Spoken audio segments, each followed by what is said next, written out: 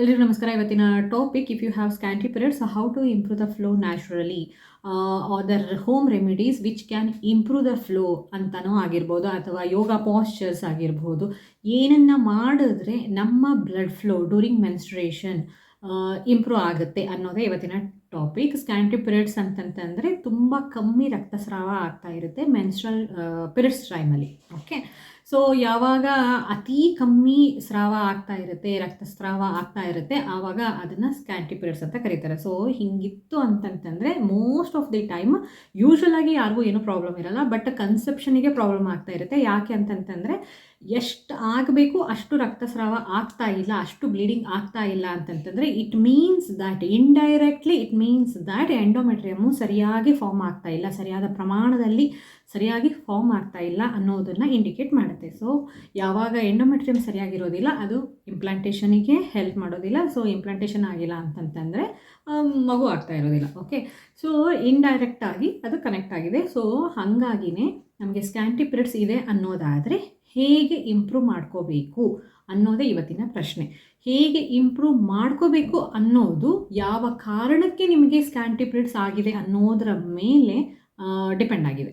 Okay, so ಯಾವ ಕಾರಣಕ್ಕೆ, ಸುಮಾರಷ್ಟು ಕಾರಣಗಳಿಂದ ಸುಮಾರಷ್ಟು ಜನಕ್ಕೆ, every body is every individual is different. Okay, every body is different. So ಹಾಗಿರುವಾಗ ಕಾರಣ ಒಂದೇ ಆಗೋದಕ್ಕೆ ಹೇಗೆ ಸಾಧ್ಯ ಅಲ್ವಾ? ಸೊ ಒಬ್ಬೊಬ್ರಿಗೂ ಒಂದೊಂದು ಡಿಫ್ರೆಂಟ್ ಆಗಿರುವಂತಹ ಕಾರಣ ಇರುತ್ತೆ ಸ್ಕ್ಯಾಂಟಿ ಪೀರಿಯಡ್ಸ್ ಆಗೋದಕ್ಕೆ. ಸೊ ಯಾವ ಕಾರಣಕ್ಕೆ ನಿಮಗೆ ಸ್ಕ್ಯಾಂಟಿ ಪೀರಿಯಡ್ಸ್ ಆಗುತ್ತೆ ಅನ್ನೋದನ್ನು ತಿಳ್ಕೊಂಡು ಅದರ ಮೇಲೆ ನೀವು ಯಾವುದನ್ನು ಮಾಡಿದ್ರೆ, ಏನು ಮಾಡಿದ್ರೆ ಇಂಪ್ರೂವ್ ಆಗುತ್ತೆ ಅನ್ನೋದನ್ನು ತಿಳ್ಕೊಬೋದು. ಓಕೆ, ಸೊ ಮತ್ತೆ ತಡ ನೋಡೋಣ ಬನ್ನಿ. ಸೊ ಟಿಪ್ ನಂಬರ್ 1, ಯಾವಾಗ B12 deficiency and iron deficiency and ಮಾಲ್ ನ್ಯೂಟ್ರಿಷನಿಂದ ನಿಮಗೆ ಸ್ಕ್ಯಾಂಟಿ ಪೀರಿಯಡ್ಸ್ ಆಗ್ತಾ ಇತ್ತು ಅಂತಂತಂದರೆ ಅಂತಹ ಟೈಮಲ್ಲಿ ಬ್ಯಾಲೆನ್ಸ್ಡ್ ಡಯಟ್ನ ಫಾಲೋ ಮಾಡೋದ್ರಿಂದ ನಿಮ್ಮ ಸ್ಕ್ಯಾಂಟಿ ಪೀರಿಯಡ್ಸ್ನ ಸಮಸ್ಯೆ ದೂರ ಆಗುತ್ತೆ. ಓಕೆ, ಎಲ್ಲನೂ ಪ್ರಾಬ್ಲಮ್ ಸಾಲ್ವ್ ಆಗಿ ನ್ಯಾಚುರಲ್ ಆಗಿ ನಾರ್ಮಲ್ ಫ್ಲೋ ಎಷ್ಟಿರಬೇಕು ಅಷ್ಟು ಆಗುತ್ತೆ. ಓಕೆ, ಸೊ ಬ್ಯಾಲೆನ್ಸ್ಡ್ ಡಯಟ್ ಅಂತಂತಂದರೆ ಏನೇನೆಲ್ಲ ನೀವು ಪ್ರಿಫರ್ ಮಾಡಬೇಕು. B12 deficiency and iron deficiency ಇತ್ತು ಅಂತಂತಂದರೆ, ಮಾಲ್ ನ್ಯೂಟ್ರಿಷನ್ ಇತ್ತು ಅನ್ನೋದು ಗೊತ್ತಾಯಿತು ಅಂತಂತಂದರೆ, ಅದರಿಂದ ನಿಮಗೆ ಸ್ಕ್ಯಾಂಟಿ ಪೀರಿಯಡ್ಸ್ ಆಗ್ತಾ ಇದೆ ಅನ್ನೋದು ಗೊತ್ತಾದರೆ ಏನೆಲ್ಲ ತಿನ್ನಬೇಕು, ನಮ್ಮ ದಿನನಿತ್ಯದ ಊಟದಲ್ಲಿ ಏನೇನೆಲ್ಲ ಸೇರಿಸ್ಕೋಬೇಕು ಅಂತಂದರೆ, ಫಸ್ಟು ಹೆಲ್ದಿ ಫ್ಯಾಟ್ಸಲ್ಲಿ ಸೀಡ್ಸು, ನಟ್ಸು, ಅವಕಾಡೋ ಬರುತ್ತೆ. ಓಕೆ, ಐರನ್ ರಿಚ್ ಫುಡ್ಸ್ನ ತಿನ್ನಬೇಕು. ಸ್ಪಿನಾಚ್, ಬೀಟ್ರೂಟ್, ಡೇಟ್ಸು, ಬೆಲ್ಲ, ರೆಡ್ ಮೀಟ್, ಲೆಂಟಿಲ್ಸ್ ಅಂತಂದರೆ ಕಾಳುಗಳು, ದವಸ ಧಾನ್ಯಗಳನ್ನೆಲ್ಲ ತಿನ್ನಬೇಕು. ಎಗ್ಸ್ ತಗೋಬೇಕು, ಡೈರಿ ಪ್ರಾಡಕ್ಟ್ಸ್ನ ತಿನ್ನಬೇಕು. ಫಿಶ್ ತಿನ್ನೋರು ಫಿಶ್ ತಿನ್ಬೋದು, ಬೀನ್ಸ್ ತಿನ್ಬೋದು. ಆ್ಯಂಡ್ ಅದ್ರ ಜೊತೆಗೆ ನಿಮಗೆ ನಿಮ್ಮ ಊಟದಿಂದ ನಿಮಗೆ B12 ಎಲ್ಲ ಸಿಗ್ತಾ ಇಲ್ಲ ಅಂತಂತಂದರೆ B12 ಆ್ಯಂಡ್ ವಿಟಮಿನ್ ಡಿ ಸಪ್ಲಿಮೆಂಟ್ಸ್ನ ಕೂಡ ತೊಗೋಬೇಕಾಗುತ್ತೆ. ಓಕೆ, ಸುಮಾರಷ್ಟು ಜನಕ್ಕೆ ವಿಟಮಿನ್ ಡಿ ಡೆಫಿಷಿಯನ್ಸಿ ಇರುತ್ತೆ, ಆದರೆ ಗೊತ್ತೇ ಇರೋದಿಲ್ಲ ಡೆಫಿಷಿಯನ್ಸಿ ಇದೆ ಅನ್ನೋದು.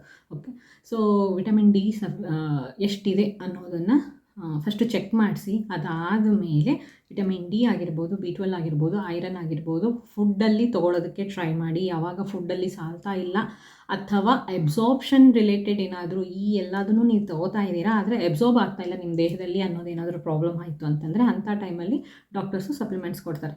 B12 supplements and iron supplements ಕೊಡ್ತಾರೆ. ಓಕೆ, ವಿಟಮಿನ್ ಡಿನ ಚೆಕ್ ಮಾಡಿಸಿ, ವಿಟಮಿನ್ ಡಿ ಡೆಫಿಷಿಯೆಂಟ್ ಇತ್ತು ಅಂದ್ರೂ ಕೂಡ ಈ ಥರ ಆಗುತ್ತೆ. ಓಕೆ, ಆವಾಗ ವಿಟಮಿನ್ ಡಿದು ಸಪ್ಲಿಮೆಂಟ್ಸ್ನ ಕೊಡ್ತಾರೆ, ತೊಗೋಬೇಕು. ಕನ್ಸಿಸ್ಟೆಂಟಾಗಿ ತೊಗೊಂಡ್ರೆ ನಿಮ್ಮ ಸ್ಕ್ಯಾಂಟಿ ಪೀರಿಯಡ್ಸು ಸಾಲ್ವ್ ಆಗುತ್ತೆ. ಯಾವಾಗ ನಿಮ್ಮ all of a sudden weight loss ಆಗಿರುತ್ತೆ, ಆಯಿತಾ, ಅಂದರೆ ತುಂಬ ಊಟ ಗಿಟ ಎಲ್ಲ ಸ್ಟ್ರಿಕ್ಟಾಗಿ ಡಯಟ್ ಫಾಲೋ ಮಾಡಿ ಏನೂ ತಿಂದೇನೆ ವೆಯ್ಟ್ ರೆಡ್ಯೂಸ್ ಮಾಡ್ಕೋಬೇಕು ಅಂತ ಮಾಡ್ಕೊಂಡಿರ್ತೀರ ಅಂಥ ಟೈಮಲ್ಲಿ, ಆ್ಯಂಡ್ ಅಂಡರ್ ವೆಯ್ಟ್ ಇದ್ರಿ ಅಂತಂತಂದರೆ ಅಂಥ ಟೈಮಲ್ಲಿ, ಓಕೆ, ಎರಡೂ ಟೈಮಲ್ಲಿ ವೆಯ್ಟ್ ತುಂಬಾ ಕಮ್ಮಿ ಇದೆ, ನಿಮಗೆ ಎಷ್ಟಿರಬೇಕು BMI, ಅದರಿಂದ ತುಂಬ ಲೋ BMI ಅಂತ ಏನಾದರೂ ತೋರಿಸ್ತಾ ಇತ್ತು ಅಂತಂತಂದರೆ ಅಂತಹ ಟೈಮಲ್ಲಿ ನೀವು ನಿಮ್ಮ ಕ್ಯಾಲರೀಸ್ ಬಾಡಿನಲ್ಲಿ ಒಂದು ಸ್ವಲ್ಪ ಫ್ಯಾಟ್ ಜಾಸ್ತಿ ಮಾಡಿಕೊಂಡ್ರಿ ಅಂತಂದರೆ ಆಟೋಮೆಟಿಕ್ಕಾಗಿ ನಿಮ್ಮ ಪೀರಿಯಡ್ ಫ್ಲೋ ಸರಿಯಾಗೋಗುತ್ತೆ. Okay, fat is the place ಎಲ್ಲಿ ನಿಮ್ಮ ಈಸ್ಟ್ರೋಜನ್ ಸ್ಟೋರ್ ಆಗುತ್ತೆ. ಸೊ ನೀವು ಫ್ಯಾಟ್ ಲೂಸ್ ಮಾಡಿದವಾಗ ನಿಮ್ಮ ಈಸ್ಟ್ರೋಜನ್ ಕೂಡ ಹೊರಟೋಗ್ಬಿಟ್ಟಿರುತ್ತೆ. ಯಾವಾಗ ಈಸ್ಟ್ರೋಜನ್ ಕಮ್ಮಿ ಆಗುತ್ತೆ ಆವಾಗ ಎಂಡೋಮೆಟ್ರಿಯಮ್ಮು ಸರಿಯಾಗಿ ಫಾರ್ಮ್ ಆಗೋದಿಲ್ಲ. ಯಾಕೆಂದರೆ ಎಂಡೋಮೆಟ್ರಿಯಮ್ ಥಿಕ್ಕಾಗಿ ಫಾರ್ಮ್ ಆಗೋಕ್ಕೆ ಬೇಕಾಗಿರೋದೇ oestrogen. Okay, so oestrogen store ಆಗಿರೋದಲ್ಲಿ ಫ್ಯಾಟಲ್ಲಿ. ಸೊ ಫ್ಯಾಟ್ ನೀವು ಕಳ್ಕೊಂಡ್ಬಿಟ್ಟಿರ್ತೀರಾ, ನೀವು ವೆಯ್ಟ್ ಲಾಸ್ ಮಾಡಿ ಸಡನ್ನಾಗಿ ಡಯಟ್ ಮಾಡಿನೋ ಏನು ಎಕ್ಸಸೈಸ್ ಮಾಡಿನೋ ನೀವು ಕರೆಕ್ಟ್ ವೆಯ್ಟ್ ಲಾಸ್ ಮಾಡ್ಕೊಂಡಿದ್ದೀರಾ, ಆದರೆ ಅದ್ರ ಜೊತೆಗೆ ಹೆಲ್ದಿ ಫ್ಯಾಟ್ಸ್ ಏನು ಸ್ಟೋರೇಜ್ ಇತ್ತು ಅದನ್ನು ಕೂಡ ಕಳ್ಕೊಂಡಿರ್ತೀರ. ಸೊ ಹಾಗಾಗಿ ಈಸ್ಟ್ರೋಜನ್ ಹೋಗಿರುತ್ತೆ. ಸೊ ನೀವು ಯಾವಾಗ ಮತ್ತೆ ನ್ಯಾಚುರಲ್ ಆಗಿ ಹೆಲ್ದಿ ವೆಯ್ಟ್ ಗೇನ್ ಮಾಡ್ಕೊತೀರಾ ಆವಾಗ ವಾಪಸ್ಸು ನಿಮ್ಮ ಬ್ಲಡ್ ಫ್ಲೋ ನಾರ್ಮಲಿಗೆ ಬರುತ್ತೆ. ಓಕೆ, ರೆಡ್ಯೂಸ್ ಸ್ಟ್ರೆಸ್ನ ಕಾರಣದಿಂದ, ಸ್ಟ್ರೆಸ್ಸಲ್ಲಿ 2 ಇದೆ, ಫಿಸಿಕಲ್ ಆ್ಯಂಡ್ ಮೆಂಟಲ್ ಸ್ಟ್ರೆಸ್. ಎರಡರಲ್ಲಿ ಯಾವುದೊಂದು ನಿಮಗಿತ್ತು ಅಂತಂದ್ರೂ ಕೂಡ ನಿಮಗೆ ಫ್ಲೋ ಸರಿಯಾಗಿ ಆಗ್ತಾ ಇರಲ್ಲ. ಓಕೆ, ಬಟ್ ಇದಕ್ಕೆ ಬೆಸ್ಟ್ ಎಕ್ಸಾಂಪಲ್ ಅಂತಂದರೆ ಯಾವುದೋ ಒಂದು ಕಾರಣಕ್ಕೆ ನೀವು ತುಂಬಾ ತಲೆ ಕೆಡಿಸ್ಕೊಂಡು ತುಂಬ ಟೆನ್ಷನ್ ತೊಗೊಂಡ್ರಿ ಅಂತಂತಂದರೆ ಆ ಮಂತು ಇಲ್ಲ ಅದರ ನೆಕ್ಸ್ಟ್ ಮಂತು ನಿಮಗೆ ಪೀರಿಯಡ್ಸ್ ಒಬ್ಬೊಬ್ಬರಿಗೆ ಸ್ಕಿಪ್ ಆಗಿರುತ್ತೆ. ಓಕೆ, ಗೊತ್ತಾಗಿರೋದಿಲ್ಲ, ಪೀರಿಯಡ್ಸೇ ಬಂದಿರೋದಿಲ್ಲ ಕೆಲವೊಂದು ಜನಕ್ಕೆ. ಅದಾದಮೇಲೆ 2 ಮಂತ್ಸ್ ಆದಮೇಲೆ ಮತ್ತೆ ತಿರ್ಗ ನಿಮ್ಮ ಪೀರಿಯಡ್ಸು ಬರೋದಕ್ಕೆ ಸ್ಟಾರ್ಟ್ ಆಗೋಗುತ್ತೆ. ಓಕೆ, ಸೊ ಈ ಥರ ಸುಮಾರಷ್ಟು ಜನಕ್ಕಾಗುತ್ತೆ. ಸುಮಾರಷ್ಟು ಜನಕ್ಕೆ ಬರೀ ಸ್ಕ್ಯಾಂಟಿ ಪೀರಿಯಡ್ಸ್ ಆಗುತ್ತೆ, ಅಂದರೆ ಬರೀ ಸ್ಪಾಟಿಂಗ್ ಆಗುತ್ತೆ. ಈ ಥರ ಯಾಕಾಗುತ್ತೆ ಅಂತಂತಂದರೆ ತುಂಬ ಸ್ಟ್ರೆಸ್, ಮೆಂಟಲ್ ಸ್ಟ್ರೆಸ್ಸಿಂದನೂ ಕೂಡ ಆಗುತ್ತೆ ಆ್ಯಂಡ್ ಫಿಸಿಕಲ್ ಸ್ಟ್ರೆಸ್ಸಿಂದನೂ ಕೂಡ ಆಗುತ್ತೆ. ಓಕೆ, ಸೊ ಸ್ಟ್ರೆಸ್ನ ರೆಡ್ಯೂಸ್ ಮಾಡಬೇಕು. ಯಾಕಂತಂತಂದರೆ ಈ ಸ್ಟ್ರೆಸ್ಸಿಂದ ಓವ್ಯುಲೇಷನ್ ಅಫೆಕ್ಟ್ ಆಗುತ್ತೆ, ಈಸ್ಟ್ರೋಜನ್ ಲೆವೆಲ್ಸ್ ಅಫೆಕ್ಟ್ ಆಗುತ್ತೆ. ಸೊ ಹಾಗಾಗಿ ಪ್ರಾಕ್ಟೀಸ್ ಯೋಗ, ಮೆಡಿಟೇಷನ್, ಡೀಪ್ ಬ್ರೀತಿಂಗ್, ಸರಿಯಾಗಿ 8 ರಿಂದ 9 ಗಂಟೆವರೆಗೂ ನಿದ್ದೆ ಮಾಡೋದ್ರಿಂದ ನಿಮ್ಮ ಸ್ಟ್ರೆಸ್ಸು ಕಮ್ಮಿ ಆಗುತ್ತೆ. ಆ್ಯಂಡ್ ಫಿಸಿಕಲ್ ಓವರ್ ವರ್ಕಿಂಗ್ ಮಾಡೋದಾಗಲಿ ಆ್ಯಂಡ್ ಎಕ್ಸಸೈಸ್ ಮಾಡೋದಾಗಲಿ ಕಮ್ಮಿ ಮಾಡೋದರಿಂದ ನಿಮ್ಮ ಫಿಸಿಕಲ್ ಸ್ಟ್ರೆಸ್ ಕಮ್ಮಿ ಆಗುತ್ತೆ. So all together physical and mental stress ನೀವು ಏನನ್ನು ಮಾಡಿ ಕಮ್ಮಿ ಮಾಡ್ಕೋಬಹುದು ಅನ್ನೋದನ್ನು ನೋಡಿಕೊಂಡು, ನೀವು ಯಾವುದರಿಂದ ಸ್ಟ್ರೆಸ್ ಮಾಡ್ಕೋತಾ ಇದ್ದೀರಾ, ಫಿಸಿಕಲ್ ಸ್ಟ್ರೆಸ್ ಆಗಿರ್ಬೋದು, ಮೆಂಟಲ್ ಸ್ಟ್ರೆಸ್ ಆಗಿರ್ಬೋದು, ಯಾವುದರಿಂದ ನೀವು ಸ್ಟ್ರೆಸ್ ತೊಗೋತಾ ಇದ್ದೀರಾ ಅನ್ನೋದನ್ನು ನೋಡಿಕೊಂಡು ಅದನ್ನು ಕಮ್ಮಿ ಮಾಡಿಕೊಂಡ್ರಿ ಅಂತಂತಂದರೆ ಆಟೋಮೆಟಿಕ್ಕಾಗಿ ನಿಮ್ಮ ಓವ್ಯುಲೇಷನ್, ನಿಮ್ಮ ಹಾರ್ಮೋನ್ಸ್ ಎಲ್ಲ ವಾಪಸ್ಸು ಟ್ರ್ಯಾಕಿಗೆ ಬಂದು ನಿಮ್ಮ ಪೀರಿಯಡ್ ಫ್ಲೋ ನಾರ್ಮಲ್ ಆಗಿ. ಮಾಡ್ರೇಟ್ ಎಕ್ಸಸೈಸಸ್ನ ಫಾಲೋ ಮಾಡಬೇಕು, ಅಂತಂದರೆ ಯಾವುದು ಅತಿ ಆಗಬಾರ್ದು. ಓಕೆ, ಸೊ ನಾನು ಹಿಂದಿನ ವೀಡಿಯೋನಲ್ಲಿ ಹೇಳ್ದಂಗೆ ಸ್ಕ್ಯಾಂಟಿ ಪೀರಿಯಡ್ಸ್ಗೆ ಮೇನ್ ರೀಸನ್ನು ಹೈ ಪರ್ಫಾರ್ಮೆನ್ಸ್ ಸ್ಪೋರ್ಟ್ಸಲ್ಲಿ ಯಾರಾದರೂ ಇದ್ದರು ಅಂತಂತಂದರೆ ಅಂಥವ್ರನ್ನ ಕೇಳಿದ್ರೆ ಗೊತ್ತಾಗುತ್ತೆ. ಮೋಸ್ಟ್ ಆಫ್ ದಿ ಪೀಪಲ್ ಯಾರೆಲ್ಲ ಹೆಣ್ಮಕ್ಳು ಹೈ ಪರ್ಫಾರ್ಮೆನ್ಸ್ ಸ್ಪೋರ್ಟ್ಸಲ್ಲಿ ಇರ್ತಾರೆ, ಗೇಮ್ಸಲ್ಲಿ ಇರ್ತಾರೆ, ಸೊ ಅಂಥವರಿಗೆ ಪೀರಿಯಡ್ಸು ತುಂಬಾ ಇರ್ರೆಗ್ಯುಲರ್ ಆಗಿರುತ್ತೆ. ಇಲ್ಲ ಅಂತಂತಂದರೆ ಸ್ಕ್ಯಾಂಟಿ ಇರುತ್ತೆ ಮೋಸ್ಟ್ ಆಫ್ ದಿ ಪೀಪಲಿಗೆ. ಓಕೆ, ಸೊ ಯಾವಾಗ ಎಕ್ಸಸೈಸ್ ಅತಿ ಅನ್ನುವಷ್ಟು ಮಾಡ್ತೀರಾ ನಿಮ್ಮ ದೇಹ ತಡ್ಕೊಳ್ಳಲ್ಲ. ಓಕೆ, ಹಾಗಾಗಿನೇ ಆ ಟೈಮಲ್ಲಿ ಏನಾಗುತ್ತೆ, ನಿಮ್ಮ ಓವ್ಯುಲೇಷನ್ ಎಲ್ಲ ಸ್ಕಿಪ್ ಆಗುತ್ತೆ, ಹಾರ್ಮೋನ್ಸ್ ಇಂಬ್ಯಾಲೆನ್ಸ್ ಆಗುತ್ತೆ ಆ್ಯಂಡ್ ಪೀರಿಯಡ್ಸ್ ಸ್ಕಿಪ್ ಆಗುತ್ತೆ. ಆದರೆ ಹಾಗಂತ ಕಂಪ್ಲೀಟಾಗಿ ಬಿಡಬಾರ್ದು. ಏನು ಎಕ್ಸಸೈಸ್ ಮಾಡ್ದಿರಾ ಫುಲ್ ಒಳ್ಳೆ ಬೆಡ್ ರಿಡನ್ ಥರ ಯಾವಾಗ್ಲೂ ಏನಂತಾರೆ ಸೋಂಬೇರಿ ಥರ ಇದ್ವಿ ಅಂತಂತಂದರೆ ಆ ಟೈಮಲ್ಲೂ ನಮಗೆ ಏನು ಸ್ಕ್ಯಾಂಟಿ ಪೀರಿಯಡ್ಸ್ ಬರೋ ಸಾಧ್ಯತೆ ಇರುತ್ತೆ. ಓಕೆ, ಮಾಡ್ರೇಟ್ ಎಕ್ಸಸೈಸ್ ಮಾಡಬೇಕು. ಮಾಡ್ರೇಟ್ ಎಕ್ಸಸೈಸ್ ಅಂತಂದರೆ minimum 30 minutes is fine.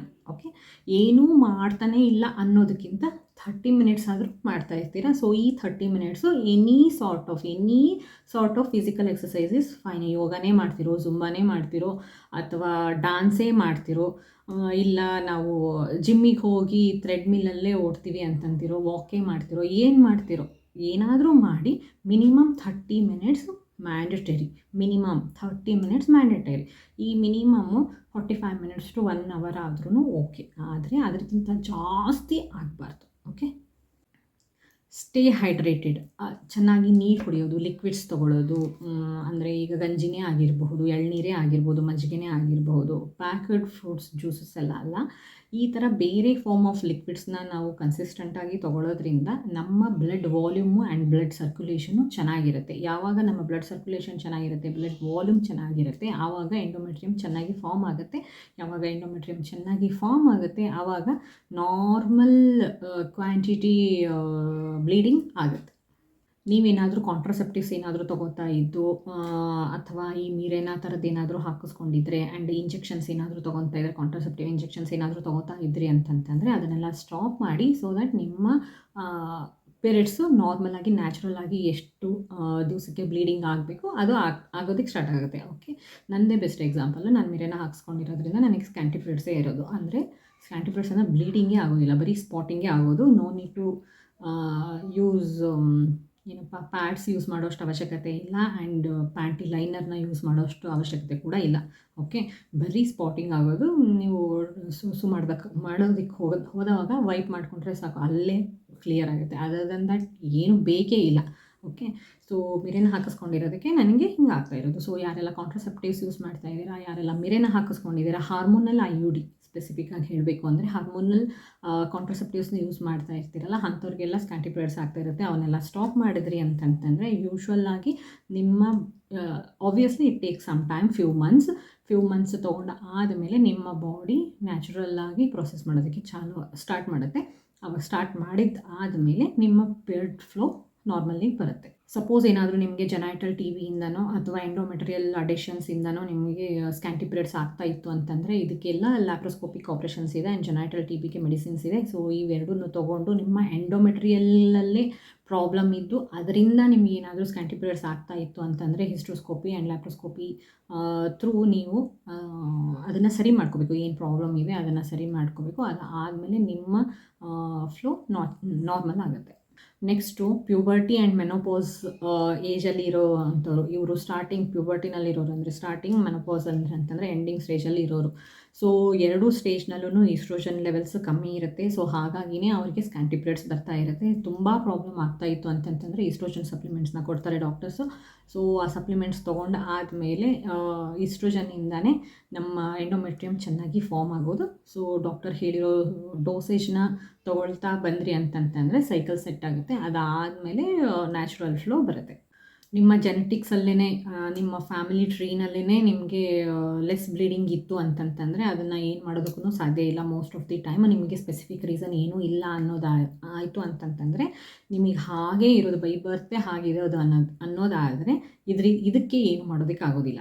Okay, suppose ಏನಾದರೂ ಥೈರಾಯ್ಡಿಂದನೋ ಹೈ ಪ್ರೊಲಾಕ್ಟಿನಿಂದನೋ ನಿಮಗೆ ಆ್ಯಂಡ್ PCODಯಿಂದನೋ ನಿಮಗೇನಾದ್ರೂ ಸ್ಕ್ಯಾಂಟಿ ಪೀರಿಯಡ್ಸ್ ಆಗ್ತಾ ಇತ್ತು ಅಂತಂತಂದರೆ ಈ ಹಾರ್ಮೋನ್ಸನ್ನ ಬ್ಯಾಲೆನ್ಸ್ ಮಾಡೋದ್ರಿಂದ, ಮೆಡಿಸಿನ್ಸ್ ತೊಗೊಳೋದ್ರಿಂದ ಈ ಹಾರ್ಮೋನ್ಸ್ ಎಲ್ಲ ಬ್ಯಾಲೆನ್ಸ್ ಆಗುತ್ತೆ. ಸೊ ಕಂಟ್ರೋಲ್ಡ್ ಲೆವೆಲಲ್ಲಿ ಹಾರ್ಮೋನ್ಸ್ ಇದ್ದವಾಗ ನಿಮ್ಮ ನ್ಯಾಚುರಲ್ ಸೈಕಲ್ ಎಷ್ಟಿರುತ್ತೆ ಅಷ್ಟು ವಾಪಸ್ ಬರುತ್ತೆ. ಸೊ ನಾರ್ಮಲ್ ನ್ಯಾಚುರಲಾಗಿ ನೀವು ಎಷ್ಟು ಬ್ಲಡ್ನ ಶೆಡ್ ಮಾಡ್ತೀರಾ ಅದು ಆಗುತ್ತೆ. Next herbs and home remedies herbs ಯಾವಾಗ ಕೆಲಸ ಮಾಡುತ್ತೆ ಅಂತಂದರೆ ಯಾವಾಗ ನಿಮ್ಮ ಹಾರ್ಮೋನ್ಸು ಮೈಲ್ಡಾಗಿ ಇಂಬ್ಯಾಲೆನ್ಸ್ ಆಗಿರುತ್ತೆ ಆವಾಗ ಮಾತ್ರ ನಿಮಗೆ ಹೋಮ್ ರೆಮಿಡೀಸು ಹೆಲ್ಪ್ ಆಗುತ್ತೆ. ಓಕೆ, ಯಾವಾಗ too much and too many years ನೀವು ಇದನ್ನು ಫೇಸ್ ಮಾಡಿದ್ದೀರಾ, ಇವಾಗ ಆಲ್ ಆಫ್ ಅ ಸಡನ್ ನೀವು ರೆಮಿಡೀಸ್ ಮಾಡಿಸ್ಕೊತೀನಿ ಅಂತಂದ ತಕ್ಷಣ ಇಮಿಡಿಯೇಟಾಗಿ ನಿಮಗೆ ಸೊಲ್ಯೂಷನ್ ಸಿಕ್ಬಿಡೋದಿಲ್ಲ. ಓಕೆ, ಸೊ ಸ್ಲೈಟಾಗಿ ಇಂಬ್ಯಾಲೆನ್ಸ್ ಇರುತ್ತೆ, ಸ್ವಲ್ಪ ಹೆಚ್ಚು ಕಮ್ಮಿ ಇರುತ್ತೆ, ಆ ಥರ ಇತ್ತು ಅಂತಂದರೆ ಮಾತ್ರ ಅಂತಹ ಟೈಮಲ್ಲಿ ನಿಮಗೆ ಹೋಮ್ ರೆಮಿಡೀಸು ಹರ್ಬ್ಸು ಹೆಲ್ಪ್ ಆಗುತ್ತೆ. ಆ್ಯಂಡ್ ಅದನ್ನು ಕನ್ಸಿಸ್ಟೆಂಟಾಗಿ ಯೂಸ್ ಮಾಡಿದ್ರೆ ಸುಮಾರಷ್ಟು ತಿಂಗಳವರೆಗೂ ಯೂಸ್ ಮಾಡಿದ್ರೆ ದೆನ್ ನಿಮಗೆ ನೋಟಿಸಿಬಲ್ ರಿಸಲ್ಟ್ಸ್ ಸಿಗೋದು. ಓಕೆ, ಬರೀ ಒಂದು ಸತಿ ಟ್ರೈ ಮಾಡಿ, 2 ಸತಿ ಟ್ರೈ ಮಾಡಿ ನಮಗೆ ರಿಸಲ್ಟ್ ಸಿಗ್ತದೆ. ಯಾವುದೇ ಆಗಿರಲಿ ಎಲ್ಲನೂ ಅಷ್ಟೇ. ನಿಮ್ಗೆ ಮಗುಗೋಸ್ಕರ ಪ್ರಯತ್ನ ಪಡ್ತಾ ಇದ್ದೀರಾ, ನಾವು ಯೋಗ ಮಾಡಿದ್ವಿ, 1 ತಿಂಗಳು ಮಾಡಿದ್ವಿ, ನೆಕ್ಸ್ಟ್ ಮಂತ್ ನಾನು ಕನ್ಸೀವ್ ಆಗ್ಬೋದಾ ಅಂತಂದರೆ ಖಂಡಿತವಾಗ್ಲೂ ಇಲ್ಲ, ಹಾಗಲ್ಲ ಅದು. ಓಕೆ, ನೀವು ಕಂಟಿನ್ಯೂಯಸ್ ಆಗಿ 1 ತಿಂಗಳು, 2 ತಿಂಗಳು, 3 ತಿಂಗಳು ಅಂತಲ್ಲ, ವಿ ನೆವರ್ ನೋ ನಿಮಗೆ ಯಾವಾಗ ಕೆಲಸ ಆಗುತ್ತೆ. ನಿಮ್ಮ ಕೆಲಸ ಆಗೋದಕ್ಕೆ ನಿಮ್ಮ ಟೈಮ್ ಬರಬೇಕು. ಓಕೆ, ಸೊ 1 ತಿಂಗಳಿಗಾಗುತ್ತೆ, 2 ತಿಂಗಳಿಗಾಗುತ್ತೆ ಅಂತ ಅಶ್ಯೂರೆನ್ಸ್ ಕೊಡೋಕ್ಕಾಗೋದಿಲ್ಲ, ಯಾರೂ ಕೊಡೋದಕ್ಕಾಗಲ್ಲ. ಪ್ರಯತ್ನ ಮಾಡಬಹುದು, 1 ತಿಂಗಳಲ್ಲಿ ಬರಬಹುದು ಅನ್ನೋದನ್ನು ಪ್ರಯತ್ನ ಮಾಡ್ಬೋದೇ ಹೊರತು ಬಂದೇ ಬಿಡುತ್ತೆ ರಿಸಲ್ಟು ಅಂತಂತ ಹೇಳಿ ಯಾರೂ ಹೇಳೋದಕ್ಕಾಗೋದಿಲ್ಲ. ಓಕೆ, ಸೊ ಹೋಮ್ ರೆಮಿಡೀಸಲ್ಲಿ ಏನೇನು ಮಾಡಬಹುದು ಅಂತಂತಂದರೆ to improve blood flow during periods ಏನು ಮಾಡಬಹುದು ಅಂತಂತಂದರೆ, ಒಂದು ಜಿಂಜರ್ ಟೀ ಅಂತಂದರೆ ಶುಂಠಿ ಕಷಾಯ ಕುಡಿಬೇಕು, ಅರಿಶಿನ ಹಾಲು ಕುಡಿಬೇಕು, ಆ್ಯಂಡ್ ಎಳ್ಳು ಬೆಲ್ಲ ಹಾಕಿ ಉಂಡೆ ಮಾಡಿ ಇಟ್ಕೊಂಡು ಅದನ್ನು ಡೈಲಿ ಒಂದೊಂದು ತಿನ್ಕೊಂಡು ಬರಬೇಕು. ಅದರಿಂದನೂ ಕೂಡ ಇಂಪ್ರೂವ್ ಆಗುತ್ತೆ. ಆ್ಯಂಡ್ ಮೆಂತ್ಯ ಸೀಡ್ಸ್ನ ನೆನೆಸಿ ಅದನ್ನು 1 ಸ್ಪೂನ್ ತೊಗೊಳ್ಳೋದು. ಓಕೆ, ಅದನ್ನು ಕೂಡ ಮಾಡ್ಬೋದು. ಇವು ನನಗೆ ಗೊತ್ತಿರೋದು. ಓಕೆ, ಇದನ್ನು ಬಿಟ್ಟು ಬೇರೆ ಸುಮಾರಷ್ಟನ್ನ ಫಾಲೋ ಮಾಡ್ತಾ ಇರ್ತಾರೆ. ಸೊ ಯಾವುದು ಬೇಕಾದ್ರೂ ಯಾರಿಗೆ ಬೇಕಾದ್ರೂ ವರ್ಕ್ ಆಗಬಹುದು. ಬಟ್ ಏನು ಅಂತಂತಂದರೆ ಎಲ್ಲನೂ ಒಂದೇ ಸತಿನೇ ಟ್ರೈ ಮಾಡಬೇಡಿ, ಯಾವುದಾದ್ರೂ ಒಂದನ್ನು ಟ್ರೈ ಮಾಡಿ. ಜಿಂಜರ್ ಟೀ ಟ್ರೈ ಮಾಡಿದ್ರಿ ಅಂತಂತಂದರೆ ಅದನ್ನೇ ಸುಮಾರು ದಿವಸದವರೆಗೂ ಅದನ್ನು ಒಂದನ್ನೇ ಟ್ರೈ ಮಾಡಿ. ಓಕೆ, ಎಲ್ಲ ರೆಮಿಡಿನೂ ಮಿಕ್ಸ್ ಮಾಡಬೇಡಿ. ಓಕೆ, ನಾನೊಂದು ಹೇಳಿದೆ ಅಂತ ನನ್ನ ವಿಡಿಯೋ ನೋಡಿಬಿಟ್ಟು ಒಂದನ್ನು ಟ್ರೈ ಮಾಡಿದ್ರಿ, ಇನ್ನೊಬ್ರು ಯಾರೋ ಇನ್ನೊಂದು ಹೇಳಿದ್ರು ಅಂತಂದೇಳಿ ಅದನ್ನು ಟ್ರೈ ಮಾಡಿ, ಹಾಗೆ ಮಾಡಬೇಡಿ. ಓಕೆ, ಯಾರಾದರೂ ಫಾಲೋ ಮಾಡಿ, ಒಂದನ್ನು ಫಾಲೋ ಮಾಡಿ, ಸುಮಾರು ದಿವಸದವರೆಗೂ ಕನ್ಸಿಸ್ಟೆಂಟಾಗಿ ಫಾಲೋ ಮಾಡಿ. ಓಕೆ, ನಾನು ನೋಡಿರೋ ಪ್ರಕಾರ ಎಳ್ಳುಂಡೆ, ಓಕೆ, ಎಳ್ಳು ಹುರಿದ್ಬಿಟ್ಟು ಅದಕ್ಕೆ ಬೆಲ್ಲ ಸೇರಿಸಿ ಅದನ್ನು ಉಂಡೆ ಮಾಡಿ ಇಟ್ಕೊಂಡು ಅದನ್ನು ಕನ್ಸಿಸ್ಟೆಂಟಾಗಿ ತೊಗೊಳ್ಳೋದ್ರಿಂದ ವರ್ಕ್ ಆಗಿದೆ ಸುಮಾರಷ್ಟು ಜನಕ್ಕೆ ನಾನು ನೋಡಿರೋದು. ಓಕೆ, ಸೊ ಅದನ್ನು ನಾನು ಪ್ರಿಫರ್ ಮಾಡ್ತೀನಿ. ಯಾರಿಗಾದರೂ ಹೇಳಬೇಕು ಅನ್ನೋದಾದರೆ ಅದನ್ನು ಪ್ರಿಫರ್ ಮಾಡ್ತೀನಿ. ಸುಮಾರಷ್ಟು ಇದರಲ್ಲೇ ನಾನು 4-5 ಹೇಳಿದ್ದೀನಿ. ನಿಮಗೆ ಯಾವುದು ವರ್ಕ್ ಆಗುತ್ತೆ ಅನ್ನೋದನ್ನು ನೀವು ಕಂಡ್ಕೋಬೇಕು. ಆ್ಯಂಡ್ ಎಲ್ಲನೂ ಒಟ್ಟಿಗೆ ಮಾಡೋದಕ್ಕೆ ಹೋಗಬೇಡಿ. ಓಕೆ, ಇನ್ನೊಂದು ಪಾಯಿಂಟ್ ಏನಂತಂತಂದರೆ, fixing the root cause is more important than forcing your body to bleed heavily. ಅಂತಂದರೆ ನನಗೆ ಅನಿಸೋ ಪ್ರಕಾರ ನಿಮಗೆ ಯಾವ ಕಾರಣಕ್ಕೆ ಸ್ಕ್ಯಾಂಟಿ ಪೀರಿಯಡ್ಸ್ ಆಗ್ತಾ ಇದೆ ಅನ್ನೋದನ್ನು ತಿಳ್ಕೊಂಡು ಆ ಕಾರಣಕ್ಕೆ ಅನುಗುಣವಾಗಿ ನೀವು ಏನು ಮಾಡಬೇಕು ಅನ್ನೋದನ್ನು ತಿಳ್ಕೊಂಡು ನಾನು ಹೇಳಿರೋ ಇದರಲ್ಲಿ ಎಲ್ಲ ಟಿಪ್ಸಲ್ಲಿ ಯಾವುದನ್ನಾದರೂ ಫಾಲೋ ಮಾಡಬೇಕು. ಓಕೆ, ಯಾವ ಕಾರಣಕ್ಕೆ ಆಗ್ತಾ ಇದೆ ಅನ್ನೋದು ಗೊತ್ತಿಲ್ಲದೇ ಸುಮ್ಮನೆ ಓಕೆ ನಾನು ಎಳ್ಳುಂಡೆ ತಿಂದರೆ ಆಗುತ್ತೆ ಅಂತ ಹೇಳಿ ಬ್ಲೀಡಿಂಗ್ ಆಗುತ್ತೆ ಅಂತ ಹೇಳಿ ಫೋರ್ಸ್ಫುಲ್ಲಾಗಿ ನೀವು ನಿಮ್ಮ ದೇಹನ ಫೋರ್ಸ್ ಮಾಡ್ತಾಯಿದ್ದೀರಾ. ಬ್ಲೀಡಿಂಗ್ ಹೆವಿ ಆಗೋದಕ್ಕೆ ನೀವು ಫೋರ್ಸ್ ಮಾಡ್ತಾಯಿದ್ದೀರಾ. ಹೋಮ್ ರೆಮಿಡೀಸ್ನ ಟ್ರೈ ಮಾಡಿ. ಓಕೆ, ಅದನ್ನು ಮಾಡಬೇಡಿ. ನನ್ನನ್ನು ಕೇಳಿದರೆ ಅದನ್ನು ಮಾಡಬೇಡಿ. ಯಾವ ಕಾರಣಕ್ಕೆ ಆಗ್ತಾ ಇದೆ, ನಿಮಗೇನಾದರೂ ಹಾರ್ಮೋನ್ಸ್ ಇಂಬ್ಯಾಲೆನ್ಸ್ ಆಗ್ತಾ ಇದೆನಾ, ಅಥವಾ ಎಂಡೋಮೆಟ್ರಿಯಲ್ ಪ್ರಾಬ್ಲಮ್ಸ್ ಇದೆನಾ, ನಿಮ್ಮ ಡಯಟರಿ ಪ್ರಾಬ್ಲಮ್ಸಿಂದ ನೀವು ನಿಮ್ಮ ಡಯಟ್ ಸರಿಯಾಗಿ ಇಲ್ಲದೆ ಇರೋದಕ್ಕೋಸ್ಕರ ನಿಮಗೆ ಸ್ಕ್ಯಾಂಟಿ ಪೀರಿಯಡ್ಸ್ ಆಗ್ತಾ ಇದೆನಾ, ನಿಮಗೆ ಸ್ಟ್ರೆಸ್ಸಿಂದ ಆಗ್ತಾ ಇದೆನಾ, ಯಾವ ಕಾರಣಕ್ಕೆ ನಿಮಗೆ ಸ್ಕ್ಯಾಂಟಿ ಪೀರಿಯಡ್ಸ್ ಆಗ್ತಾ ಇದೆ ಅನ್ನೋದನ್ನು ತಿಳ್ಕೊಂಡು, ರೂಟ್ ಕಾಸ್ ಅಂತಂತಂದರೆ ಕಾರಣ, ಓಕೆ, ಮೂಲ ಕಾರಣ ಏನಿದೆ ಅನ್ನೋದನ್ನು ತಿಳ್ಕೊಂಡು ಅಕಾರ್ಡಿಂಗ್ಲಿ ಏನು ಮಾಡಬೇಕು ಅನ್ನೋದನ್ನು ಯೋಚನೆ ಮಾಡಿ.